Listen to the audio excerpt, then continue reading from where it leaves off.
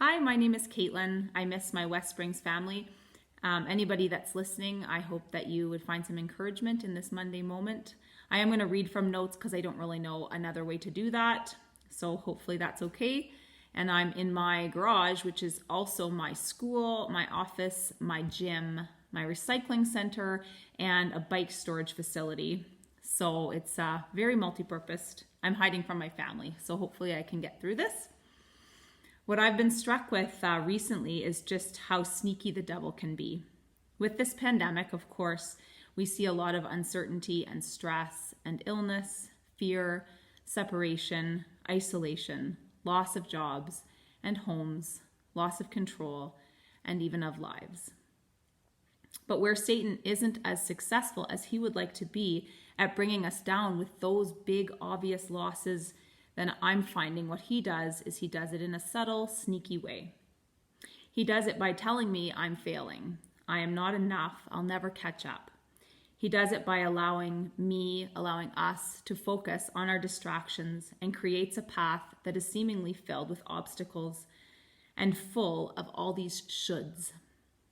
The devil gets me with these shoulds and a longing for order and control. He wants me to miss out on a Wednesday night full of joy and laughter playing cards, and instead see that there's Play-Doh on the floor that should be vacuumed or dust on the mantle that should be cleaned. He wants to drive me to the shoulds and to a sense of failure instead of allowing us and allowing me to see the blessings and to see the small joys that are in this storm that we are collectively experiencing.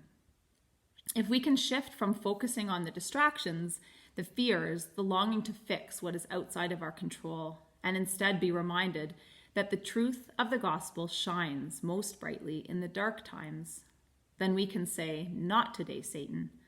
We can say, today, God. The devil wants us to fight insecurity and have a brain full of noise and clutter and stress, so we miss out on the promise of the resurrection.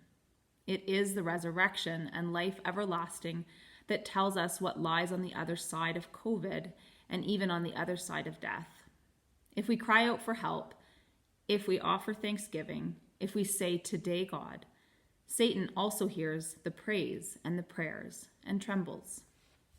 I was thinking of the story of Moses leading the people through the desert for 40 years, and they lusted for pleasures that they had left behind. They would weep and complain. In the book of Numbers, it says, they remembered the delicious fish and cucumbers and melons. They grumbled to Moses, saying, there is nothing at all save this manna to look upon. The manna was sustaining them, but they were longing for what was outside their grasp. During this time of what has been isolating and in many cases devastating, we long for what we had before, and we dream of things we will do when normal returns. Maybe the message is to sit in the here and now. Instead of longing for what was or dreaming of what is next, we are to wait. We are to find the blessings. Be still and know that I am God.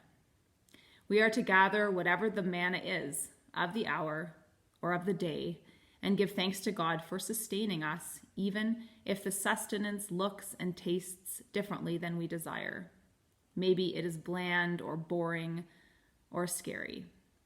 But maybe in those moments of appreciation and praise for what is available, our focus can pivot from fear, the clutter, the distractions, the hopelessness, the insecurities, and whatever form of spiritual attack grinds things for you to a halt, and instead shift our hope to the cross and of the promise to give us what we need for the day and the promise of eternal life.